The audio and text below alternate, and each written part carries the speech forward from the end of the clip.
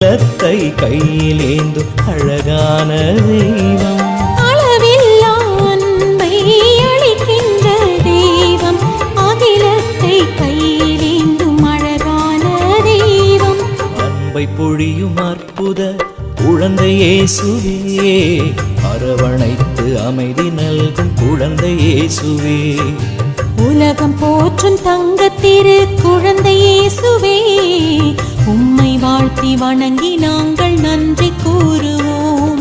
நன்றி இயேசுவே, குழந்தை இயேசுவே.